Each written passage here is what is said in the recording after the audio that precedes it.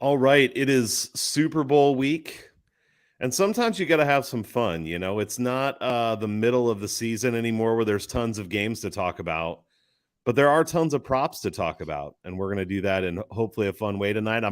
Yanni's back with me tonight. Yanni, how are you feeling this Super Bowl week? Looking forward to it, man. I got JJ coming down. I have a little Super Bowl party, Oh, so nice. yeah, should be a good time. I'm still waiting for my invitation in the mail, so I'll keep checking the mailbox. Open invitation, anytime, anywhere. I, I just got to make the drive. I got you. I There got you you. go. So, all right. So, what we're going to do tonight is, and I'm going to just pull this up, we are going to go through this beautifully made bracket that I created in Google Sheets. And I told Yanni I was going to try to make it look better. And I think I took it from like a D minus to a D during the day today, but it's good enough to show us some props. So, all of these are plus money props. I did try to pick ones that have at least a little bit of thought to them, not just like the coin flip. So we're going to go through, talk about what we like. And one of the things that I think is key to this that we'll talk about, I put the lines on here for a reason because some of these have longer odds than others. And so we'll take that into account when we talk about which one we like. And at the end, we'll crown one, the best prop. And I'm going to commit this to you right now. I will bet on whichever prop wins tonight. That is Me my too. commitment. Yeah. I, All right. I'm All I, right. I'm in. I'm All in. right. Well, here we go. All right. So we're going to start at the top here. And I did give 4 bets a buy in the first round. So we will have some new ones added in after the first round. But first up is Boston Scott and Kenneth Gainwell to combine for 40 rushing yards plus 145. Or total penalties over 10.5 at plus 128. Yanni, what are your initial thoughts on this? Initially, I'm looking at the longer odds there, and there's a couple things here. First of all, I know the last couple of years I've kind of done a little handicap on total penalties, and those have trended under in Super Bowls. So I think, you look at some of the chatter after the conference championship game between the Chiefs and the Bengals, a lot about officiating. And I feel like the refs are going to stay out of the way in this game and not make it about them. So I don't like that penalty number to go over. I think that these are two teams that, good offensive line play. I think they're going to let them play there. So I'm going to go with Boston Scott and Kenneth Gainwell. I think that we've seen that all three are getting touches between Miles Sanders, Scott, and Gainwell. And I think that with the way that Steve Spagnuolo plays and is going to attempt to play in this game, I think he's going to be fine giving up some rushing yards. So, you kind of look at that, and I just think there's going to be room there. Gainwell has looked good in his limited action. Boston Scott just always seems to make plays when he gets on the field, and we've seen they don't give Sanders 25 carries. That's not what they do. So I'm going to go with the top one there. I'm going to go with Scott and Gainwell combined 40 yards. That's what I like. All right. I'm not going to fight you on this one. Number one, you brought the information on these penalties that I did not know about. So I can't argue with that. And number two, I do think that they may rely on Miles Sanders a little bit heavier here just because in their first 2 games in the playoffs, it just wasn't close. So maybe they didn't need to. But I do think especially Kenneth Gainwell has run the ball really well when he's had the opportunity. And he's even broken some longer runs. So, I mean, Boston Scott has the capability of doing that as well. But I like them to be able to get this with just, 8 carries or so. I think they've got a chance to hit that. So I'm in. They're moving on. Do it. All right. Next up on the top half of the bracket, we've got Miles Sanders or Isaiah Pacheco, not and, to hit 100 plus scrimmage yards at plus 200, or any player to score 2 or more touchdowns to not do that. So no, plus 135. Well, so I'm going to go again. It sounds crazy. I'm going to go with the longer odds. And first of all, to be honest, I don't love either of these. But I'll tell you why I don't like the 2 touchdown score there. I think that Kelsey is going to be hugely targeted in this game. And I feel like when the Chiefs get in the red zone, it's going to be Kelsey, Kelsey, Kelsey. So I could easily see him getting a couple. I could see Jalen Hurts potentially punching a couple in. We know they've got different weapons there. But I just, when you look at this, and it kind of goes against what I said with splitting it with Boston Scott and Kenneth Gainwell above, but I think that the Eagles are going to run the ball in this game overall. And I think that Sanders has an opportunity to get there for sure. And I actually, the way Pacheco has been running as well, I don't love the matchup here. I think it is going to be a little bit of tough sledding. But I mean, he has an outside shot at getting there. I don't think he gets there, but you never know. So, but I think I would take the longer odds here just because, again, I could definitely see Kelsey hurt, somebody putting 2 touchdowns on the board. Yanni, I really want to fight with you here. We're going to find something to fight about, but this isn't going to be it either. I think the Miles Sanders one, I actually like the top one, partly because of the odds. Again, if these were even odds, maybe I'd feel differently. Right. But I actually like the Isaiah Pacheco as a possibility. I know that Edwards-Helaire got brought off of IR today, so that's another back in the backfield. McKinnon had a big role going into the end of the year, but I think it's up in the air right now what McKinnon's role is, because he didn't have much of a role last week. So I don't know what we're going to see from them. But man, Pacheco has looked really good running the ball recently, and he definitely has the ability to break a long run. And so again, at plus 200, and if the Eagles have struggled with something this year, it's been that run defense. And I know they shorted up with Sue and Linval Joseph, but I still think, if the defense has a weakness, maybe it's that. So I don't expect it to happen, but I also like this longer odds one a little bit better. So we'll have a move on. I think you brought up a good point, not to belabor, but if these were both plus 135, different story here. But I think when you're looking at odds here and you're saying, man, the value there, whatever, I don't know, man. There's something, I have this feeling that somebody's going to have one of those games that they do have 2 touchdowns, maybe even 3, who knows? But, I can definitely see, like I said, Kelsey hurt, somebody punching a couple in. Yep. All right, I'm with you. Let's move to the bottom half of the bracket here. We've got a couple very long odd props here. We've got the final score to have occurred as a past Super Bowl score at plus 470, or the Eagles to win both halves at plus 350.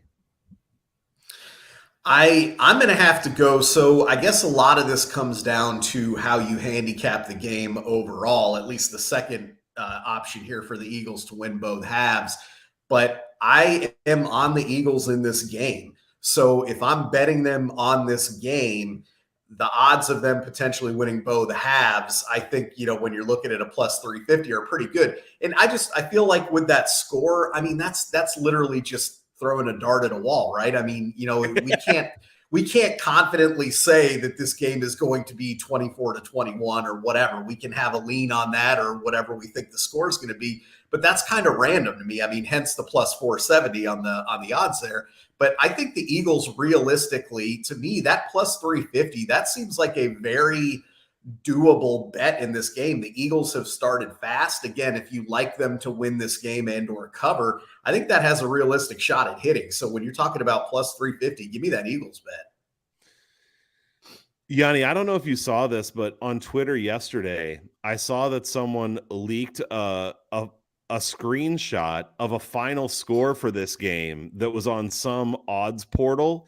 So apparently the script is in and we actually know what the score is going to be already. I think it was 34, 37, 37, 34. Yeah. 37. So really all we have to do here is go look and see if another Super Bowl has ever ended 37-34. And you've got a free money bet one way or the other. There you go. Hey, for what it's worth, we asked Alexa in our house who was going to win the Super Bowl, and she also picked the Eagles in a close game. So I mean, I think it's all been guaranteed, right? Oh my gosh, it's all stacking up here. Yeah, I mean, if Alexa's on it, I got to go all in. You got to go in. So I definitely I don't remember what this will be facing in the second round, but I have to say that this is actually one that I really like at plus 350. Again, if it was even odds, I don't think I would like it because I could see them getting up and then the Chiefs coming back or something. But man, at plus 350, the Eagles have played well in the first half all year long, and the Chiefs have played pretty well. But the Eagles had a really great ATS record in the first half. And I think that in the Super Bowl, they're going to certainly try to keep the pedal down. You know, you're not going to let up in the Super Bowl. Right. So at plus 350, man, I like this one too. So yeah, doesn't it seem that should be closer to a plus 300? I mean, when you kind of yeah, look at if they're favored by 1.5, with a first half, whatever, favor of half a point, one, whatever you want to say, it seems to me when you kind of do that implied math there that you should be more around that plus 300. So plus 350 seems like a pretty decent shot there. yep. So I was gonna. Oh, also, if people want to go look at and obviously odds can change. I pulled these up this morning, but all of these were either from FanDuel or Barstool. So I know there's props all over on lots of books, but that's where you could find these. So, all right, last one in the first round here. Will there be an offensive touchdown scored on 4th down? Yes, plus 270, or total punts under 6.5 at plus 116. So, first of all, I like both of these. I think there is, again, when you kind of look at that plus 270, these are, and I guess both of these bets kind of go the same. I mean, you have two aggressive coaches that aren't afraid to go for it on 4th down, whether that's at the 30-yard line or the 2-yard line, right? So, you kind of look at this. I think there's certainly a good chance that a 4th down touchdown could be scored, right? You have a 4th and 1 or 4th and 2 from the 1 or 2 yard line. Somebody punches it in. I think that's certainly possible. But I've got to go with the total punts under 6.5. And I know that especially early, sometimes in Super Bowls, teams are kind of feeling each other out a little bit. Nobody wants to make an early mistake. Sometimes you get a couple drives early on that punt.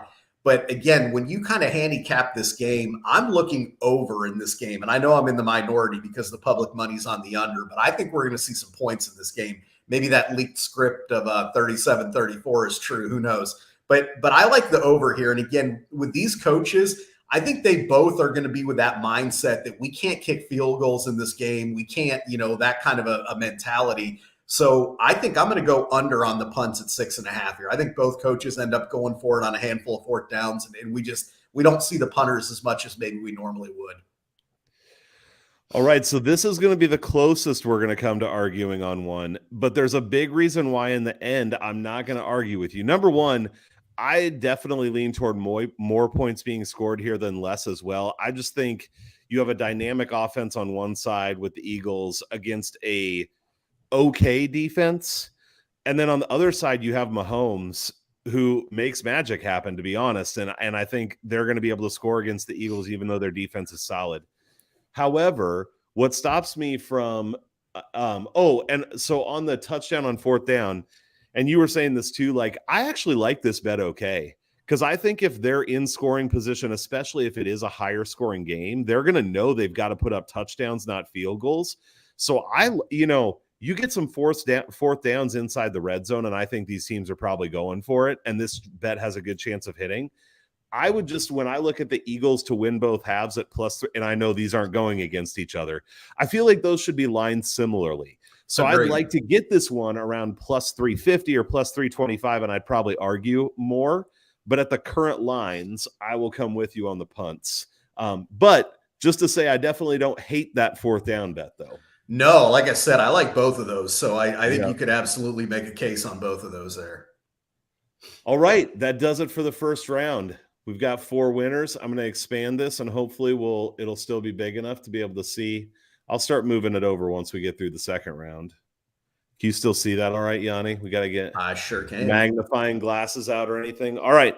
So we're bringing in 4 new bets this time for this round. Boston Scott and Kenneth Gainwell combined 40 yards rushing, +145 moved on. In this round, it goes against Kansas City scores points before punting at +100. So, as I mentioned, the thought process of Kansas City and Philly both scoring a lot of points, necessarily maybe not punting on 4th downs. I'm going to have to go with KC getting points before punting. And I think you can also look, when you look, and I don't have it up handy, but when you look at some of the game props of basically what will the Chiefs do on their first drive, and it's kick a field goal, score a touchdown, turnover, punt, that kind of a thing. when the odds are there, you have pretty good odds of scoring as opposed to punting. So when you're talking about even money there, I'll take that. And again, to your point there, I didn't necessarily love the Boston Scott or Kenneth Gainwell, your first round bet there. I only liked it better than the penalties. So for me, I'm looking at that KC here. I think in this case, again, whether or not that'll happen, who knows? That Eagles defense is rough. We saw them come out and bully the 49ers early on. But I just feel like in this game, this is a team that will go down and score before they punt. So I'll take the even money there with Kansas City. Yeah, man. So the main thing that's gonna have me on this, because again, looking at the odds, plus 145 certainly is significantly better than plus 100 when you're talking about percentages there. So you do have to take that into account. But I'm going to come back to one of the things that I said in the first round for why I'm okay moving off that bet in the second round. And I think that if the Eagles can, they are going to rely on Miles Sanders more in this game than they have in previous games, especially if it stays close. So because of that, I think especially Boston Scott, but Kenneth Gainwell too might be more limited in opportunities. And to me, Casey scoring before punting, like that feels like a 60% likelihood. So at plus 100, that's a good bet, right? That's exactly kind of how I factored it as well. Yep. All right. Casey scoring moves on to the third round. Next up, we have that Miles Sanders or Isaiah Pacheco 100 plus scrimmage yards. That one is plus 200, or total sacks over 5.5 at plus 110. Yeah, I'm definitely going over on the sacks here. And so I've done some research over the last few years on sacks. And in the Super Bowl, those have trended under. But I think that's going to be different in this case here. I think that we're going to see Philly absolutely get after Mahomes. Similarly to that Tampa Bay Super Bowl a couple years ago where he was under a lot of pressure. We know he's still a little dinged up with his ankle. So I don't know how much he'll be escaping the pocket. And I think that Philly 4 pass rushers with over 10 sacks there, they get it done. I think that we see a lot of sacks there. And then on the flip side, I think the Chiefs know they have to blitz in this game. And even though they may not want to against that Eagles line, they're not going to get pressure with 4 guys. They're going to double team Chris Jones and they'll be fine. So I think Spagnuolo is going to have to bring pressure. You got to imagine that even if they get burned throughout the game, at some point they're going to get to Hurts back there. So I'm going to take the over on sacks on this one. I like this bet a lot. So This is why I gave it a buy. Hassan Reddick looked awesome and has been awesome. And if Mahomes is hampered at all by that ankle, which if it truly is a high ankle sprain, certainly he'll be better. I'm not saying he's going to be immobile or anything. Certainly better than he was in the championship game. But I still think it makes it harder for him to escape. And I agree with you that Chiefs D-line is going to get pressure. I do think, the Eagles D-line. I actually think the Chiefs D-line could get a little bit of pressure, but I think your point about blitzing is a good one. Obviously the Eagles offensive line is fantastic. So it's hard to say there will be a lot of pressure there. But we'll see if Hurts at times can be a little bit indecisive as well. So maybe he runs around and the Chiefs can contribute 2 of these and the Eagles can get 4 of them, Yep. So, at plus money, man, we'll see if it makes it to the end, but I know this is one of my favorites that I put on the board. Yeah, me too. I like that. And it's crazy because you look and you say, okay, the Eagles have, I don't even think it's arguably, they have the best offensive line in football. And then you look at Kansas City, who also has a very good offensive line, and you say, oh, sacks, why would you go over? Especially, again, when you kind of look at history. And a lot of times, and I think we'd have to go back and look, but I think this number last year was 4.5. So, we're already, an extra sack above that for this year. But again, I think the matchup lends itself to going over in this one.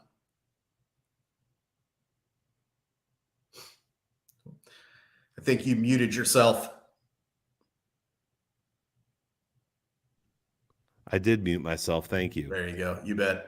I think it was the streaming gods who were not happy with my take or something and muted me. I'm not sure what happened there. I think it's the books, man. They know we're cashing in on that Sachs bet. They want nothing to do with we can't that. have this. That's right. I got to tell you really quick. This is about the books doing things.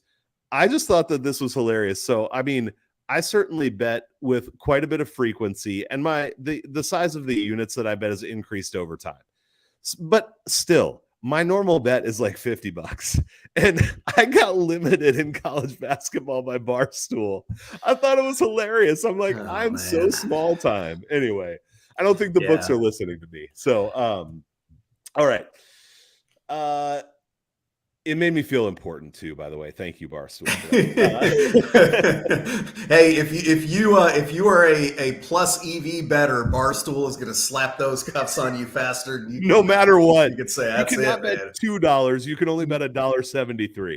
That's it, man. That's it. Yeah. All right.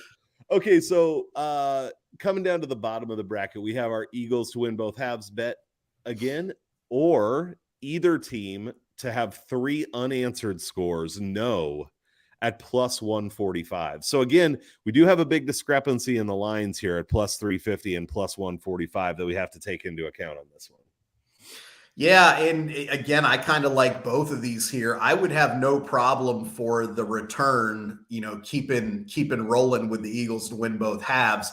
But this game, yes, there's a possibility that I would say the Eagles could blow this out. I don't think the Chiefs are blowing the Eagles out, but I don't see that happening. I think that this game is very tight. I think these teams are trading scores, really throughout here. So, will one of these teams score 3 in a row? I don't think so. I really don't. I think that would be very difficult. So the question now becomes, if you're looking at these, do you like that plus 145 or do you like that plus 350? To me, even though, as the odds would suggest, the chance of one of those teams scoring 3 unanswered is highly unlikely, I'm still going to take the Eagles both halves here just because I like that plus 350. I'm 100% on that page. And it definitely is, like you said, it is all about the lines for me. But I think at plus 350, that's just a really phenomenal value. And while I think there are other ways, if you think there's a lot of points, there are other ways that I like betting this better than neither team to have 3 unanswered scores. I mean, it's possible you see both teams go on runs too, or so, or if there's like a pick 6 or whatever. So I'm not saying it's a bad bet, just saying, given the lines, I definitely prefer to stick with that Eagles for both halves there. So, same, man. Same. All right. Last one in round 2 is the total punts bet under 6.5 plus 116 versus will there be a fourth quarter comeback? And what this meant on the book, in case it's not self-explanatory, is the team that is behind in the fourth quarter ends up winning the game. Not just like, hey, they came back even though they lost. No, they got to win the game. Yes, at plus 225. Well, I like the return payoff on the plus 225. And if you think, again, that this is going to be a close game and we're not going to have 3 unanswered scores and all that, I think it's very possible that the team that wins could potentially be down in the fourth quarter. So I'm going to take the plus 225 and say that this is going to be a good game with a fourth quarter comeback. Again, not that I don't like the total punts bet. I would have no problem riding that one, but I think the plus 225, that seems like a good payoff to me because I have this as, kind of that field goal game where these teams are trading scores. Yeah. So I will come along with that because of the odds. The reason, if the odds were different, the reason I wouldn't like that is I think it's equally possible that the team that's behind like takes the lead, but then the other team comes back and ends up winning the game. Correct. I don't know. Maybe that would count as a fourth quarter comeback. I don't know. I'd have to go look at. I think it was going into the fourth quarter. The team that's behind wins. Double check me. Clearly, I did not do all my homework on this, but we're gonna play it like that's the case. Go read your terms if you want to play this bet. So we will roll with that one. Let me move it on, and then I forgot to move these on. They're both going to be green, but I'll change one once we decide which one shouldn't be. All right, on to the semifinals. Just 2 rounds left. So we have Kansas City scores points before punting at plus 100. This is a heavyweight matchup right here, Yanni, It versus is. total sacks over 5.5 at plus 110. I mean, this might be for, they say like a championship game is the actual Super Bowl. That could possibly be the case here. So what do you think? Yeah, and I mean, obviously the odds there at basically even money and plus 110. I mean, it kind of shows that. I'm going to take that total sacks bet though, and again, I would not be remotely surprised if KC scores before punting. I mean, I actually think that's likely to happen, but I think the sack, like I said, like we talked about, I think that is more likely to happen, and you're getting plus money with that. So to me, you could sell me on over 5.5 sacks at minus 115, and I would probably be interested. So at plus 110, I think that we're going to see those sacks there. Whereas I think that KC again is a little bit more of a coin flip. So give me the total sacks over 5.5. Man, I'm with you again. To me, even at these prices, 10 cents of value is something. It's not a lot, but it is something. And I just really love that bet. I do think these lines are going to get after it. And so I want to stick with that one as well. So we will move the total sacks on. I don't have a lot more to say about it. We come down to the bottom half of the bracket in the other semifinal. It's Eagles to win both halves plus 350 versus will there be a fourth quarter comeback? Yes, plus 225. I'm going to stick with the Eagles, both halves. We're going to go with a handicap. And again, if you think the Eagles are going to win this game, I think that's your better play to roll the dice on. I mean, I like that fourth quarter comeback bet. And it certainly could happen both ways, right? Where maybe the Chiefs are winning in the fourth quarter or even going into the fourth quarter and the Eagles come back and win. But I think that at the end of the day, even though this game will be close, I think they could trade scores. I just have this basically implied at a lot smaller odds than that. So at that plus 350, I'm just going to keep rolling with that. Man, for sure. This to me is like in the NCAA tournament, when you get that underdog who you've heard a little bit about, but you haven't ever really watched them play, and they make it through the first game, and you're like, oh, that was a cool story. And so you kind of pick them up in the second round, and then they start to grow on you, and you even learn a couple players' names.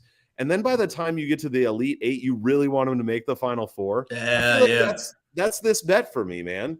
There you go. It's just grown on me round by round here. And this Eagles both half is the Florida Gulf Coast University of really 2017 or whatever year that was. Yeah. By the way, this year it's the Oral Roberts University, but there you go. All right, it is that. All right, well, that gets us to the final here, and I'm going to change the color because we don't want to get ahead of ourselves.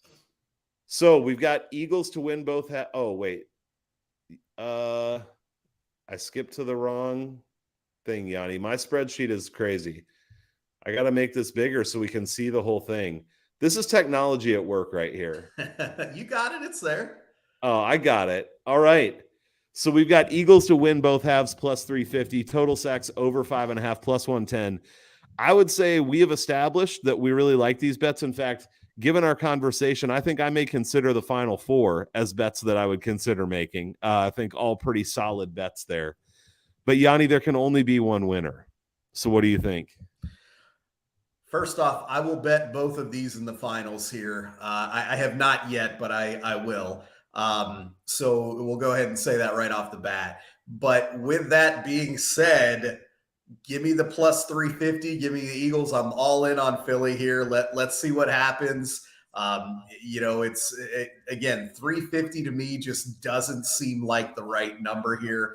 I'm going to go with it, and we're going to stick with that Philadelphia Eagles handicap and see what happens. Yanni, I'm so glad you said that because, I mean, in the end, I defer to your wisdom. But I was going to fight a little bit for this one because at plus 350, it's just too exciting. And I will say out of all the bets that we talked about, and we've kind of established this, but just to reiterate, this one does feel the most off to me in terms of what I would think the line should be compared to what it is. Right. So that makes me love it. And I'm with you. I will bet both of those I may even bet, what was the other one here? Oh, the KC scoring before punting. Yeah, there That's you another go. one that I'm going to consider Yeah. as well. So we got the champion. Eagles to win both halves plus 350 is a Super Bowl prop bet that wins. Oh, Drake last year, Isaiah. Or Isaac, sorry, Isaac. I have a son, Isaiah, so that just slips out too quickly. But Drake is another good example of the kind of Yeah, bet. for sure. And here's the thing. In March Madness, that underdog never actually wins, right? Like they might make it to the Final Four once in a blue moon, even a championship game. But what you get here is the underdog won. They won Yeah, the there whole you thing. go. I There mean, you go. it's amazing. So Well, it's nice though. In fairness, it's nice when your underdog is favored to win the game. So that's true. we're basically just playing with value at this point. And again, you're I mean that line seems off. And I mean I've looked at a lot of first half, second half wins. Really all through the season, and it just seems like in games like this that have close spreads like that, it's usually around plus 300. Yeah, So totally. No, I'm with you, man. It's I got to go look this up right after and try to grab it before it would move. yeah. Now that Yanni's on it, the line's going to be moving. So Yeah, right. all right, man. Well, hey, a couple things. Are you doing any articles, or I'm assuming you probably are this week for the Super Bowl, right? Yeah, there'll be an article out on Wednesday, February 8th, depending upon if you're watching this live or check it out later.